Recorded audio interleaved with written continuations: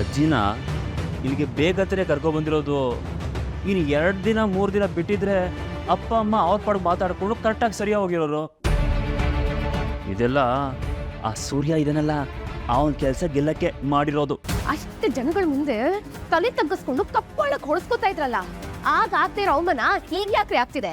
ಎಲ್ಲ ನೀನೇ ಕಾರಣ. ನಾನು ಹುಟ್ಟೋದ್ಮೇಲೆ ಸುಮ್ಮನೆ ಕೊಡ್ಬೇಕಾಗಿತ್ತು, ಆ ಸೂರ್ಯಗೆ ಜನ್ಮ ಕೊಡ್ಬೇಕಾಗಿತ್ತು.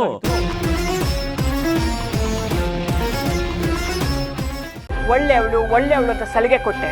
ಅವಳು ನಿನ್ಗೆ ಏನ್ ಮಾಡಿದ್ಲು? ನಂಬಿಕೆ ದ್ರೋಹ. ಈ ಮನೆಗೆ ಏನೋ ಉದ್ದೇಶ ಇಟ್ಕೊಂಡೇ ಬಂದಿದ್ದಾಳೆ.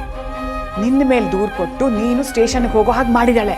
ಈ ಮನೇಲಿರೋರು ಎಲ್ಲರೂ ಈಗಾಗ್ಲೇ ಶಾರದಾ ಶಾರದಾ ಶಾರದಾ ಅಂತ ಅವಳ ಹೆಸರನ್ನೇ ಜಪ ಮಾಡ್ತಾರೆ. ಈ ಜ್ಯೋತಿಕಾನ ಎದುರಾಕೊಂಡ್ರೆ ಏನಾಗುತ್ತೆ ಅನ್ನೋದನ್ನ ನಾನು ಲೈವ್ ಅಲ್ಲಿ ತೋರಿಸ್ತೀನಿ.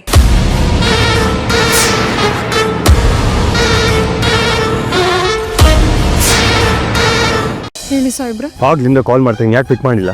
ನಾನು ನೋಡ್ಕೊಂಡಿಲ್ಲ ಸಾಹೇಬ್ರೆ. ಸರಿ, ಎಲ್ಲ ಆರಾಮಾಗಿದೆ ತಾನೆ? ಸಾರಿ ಸಾಹೇಬ್ರೆ. ಏನಾಯ್ತಪ್ಪ? ಸಮಥಿಂಗ್ ಈಸ್ ನಾಟ್ ರೈಟ್ ಸತ್ಯನಾ? ಹೋಗ್ಬೇಡ ಭೂಮಿ, ಮನೆ ಬಿಟ್ಟು ಹೋಗ್ಬೇಡ. ದಯವಿಟ್ಟು ನನ್ನ ಕ್ಷಮಿಸ್ಬಿಡಿ ಅಕ್ಕ, ನಾನು ಬರ್ತೀನಿ.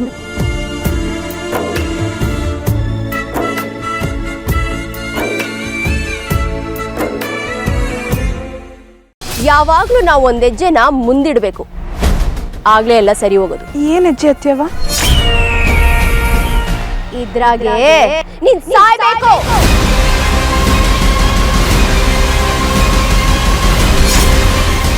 ಜೋಗಿ ಅವರೇ, ಅತ್ತೆ ಫೋನ್ ಮಾಡ್ತಿದ್ದಾರೆ. ಅದೇನ್ ಕೇಳಿ? ಗೌರಿ, ನಮ್ ಗಂಗಾ ಆತ್ಮಹತ್ಯೆ ಪ್ರಯತ್ನ ಪಟ್ಟವಳು ಕಣವಾ.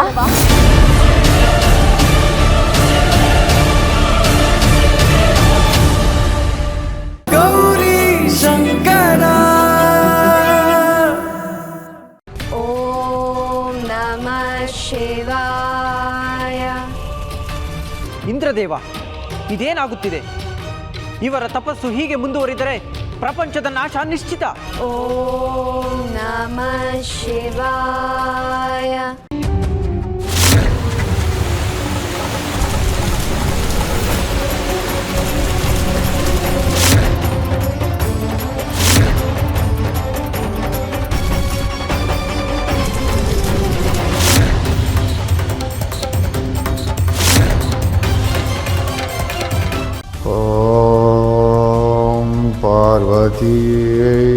ನಮಃ. ಅಲ್ಲೊಬ್ಬ ಪ್ರಜಾಪಾಲಕನಾದ ದಕ್ಷ ರಾಜನಿದ್ದಾನೆ. ಹೆಸರು ರಥಧ್ವಜ. ರಥಧ್ವಜನ ಪ್ರಾರ್ಥನೆ ನನ್ನಲ್ಲಿಗೂ ತಲುಪಿದೆ ಮಹರ್ಷಿಗಳೇ.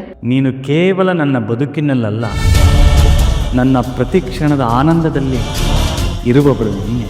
ನಿನ್ನ ಕರ್ತವ್ಯದ ಮೇಲೆ ನೀನು ಗಮನವಿಡು. ನನ್ನ ಗಮನ ಸದಾ ನಿನ್ನ ಮೇಲೇ ಇರುತ್ತದೆ.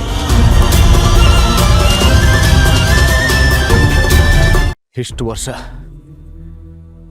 ವರ್ಷ ನನ್ನ ಪೇರೆಂಟ್ಸ್ ಸಾವು ಹೇಗಾಯ್ತು ಅಂತ ಗೊತ್ತಿಲ್ಲದೆ ನಾನು ಬದುಕ್ಬಿಟ್ಟೆ. ಛೇ,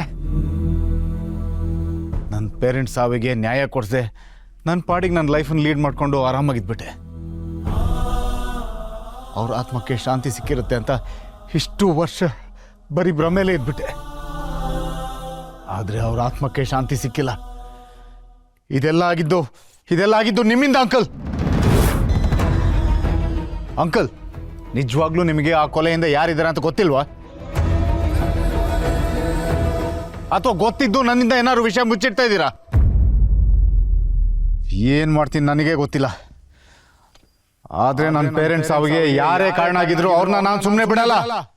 ಅವ್ರನ್ನ ಹುಡುಕ್ತೀನಿ.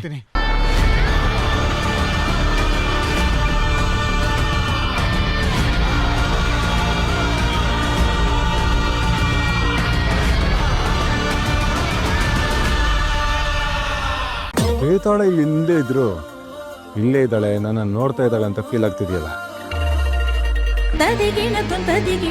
ಯಾವಾಗ್ಲೂ ಬ್ಲಾಕ್ ಡೈಮಂಡ್ ಅಲ್ಲಿ ಇದ್ದವರು ಇವತ್ತು ವೈಟ್ ಡೈಮಂಡ್ ಅಲ್ಲಿ ಇದ್ರ ಚೆನ್ನಾಗಿ ಕಾಣಿಸ್ತಿದ್ದೀನ? ಸೂಪರ್ ಆಗಿ ಕಾಣಿಸ್ತಿದ್ಯಾ. ನೀನ್ ಹೀಗಿದ್ರೆ ನನ್ಗೆ ಎಷ್ಟು ಇಷ್ಟ ಆಗುತ್ತೆ ಗೊತ್ತಾ? ಬರೀ ಇಷ್ಟನ ಅಥವಾ ಪ್ರೀತಿನ?